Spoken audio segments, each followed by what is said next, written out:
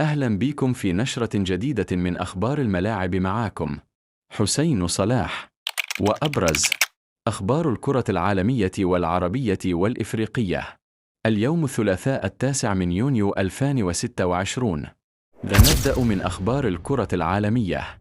تعيش منتخبات العالم أجواء الساعات الأخيرة قبل انطلاق كأس العالم 2026. وسط استعدادات مكثفة وترقب جماهيري ضخم للبطولة الأكبر في تاريخ المونديال. منتخب إنجلترا عاش ساعات من القلق بعد الأحداث التي شهدتها منطقة إقامة البعثة في ولاية فلوريدا الأمريكية، ما دفع المسؤولين لتشديد الإجراءات الأمنية حول المعسكر.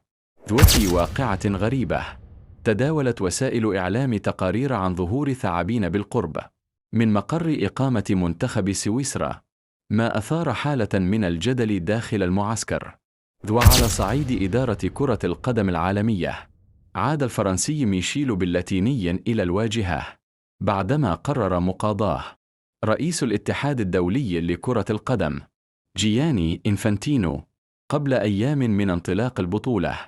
وفي سوق الانتقالات، يواصل ريال مدريد ويوفنتوس ومانشستر سيتي دراسة العديد من الصفقات والقرارات المهمة استعداداً للموسم الجديد وسط ترقب كبير لحركة الانتقالات الصيفية.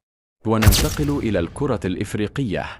النجم السويسري السابق فيليب سيندروس أكد أن منتخب المغرب يمتلك المقومات اللازمة لتقديم بطولة كبيرة، متوقعاً أن يكون أحد مفاجأة كأس العالم 2026. كما أعلنت وزارة الرياضة الصومالية دعمها الكامل للحكم الدولي عمر أرتان بعد استبعاده من إدارة مباريات المونديال. وفي مصر، شهد ملف نادي الزمالك انفراجة جديدة بعد تقليص عدد القضايا المرفوعة ضده لدى الاتحاد الدولي لكرة القدم. أما على الساحة العربية، تتواصل الأنباء حول اقتراب المدرب المغربي الحسين عموتة من تولي القيادة الفنية للنادي الأهلي خلال الفترة المقبلة. وشهدت الساعات الماضية انتهاء أزمة مهاجم منتخب العراق أيمن حسين بعد احتجازه لساعات داخل المطار قبل السماح له باستكمال رحلته. كما احتفل النادي المصري البورسعيدي بالتتويج بلقب كأس رابطة الأندية المحترفة بعد فوزه في المباراة النهائية. وفي خبر يهم الجماهير العربية، كشف التقرير عن وجود عدد من القنوات المفتوحة التي ستنقل حفل افتتاح كأس العالم 2026 والمباراة الافتتاحية مجاناً.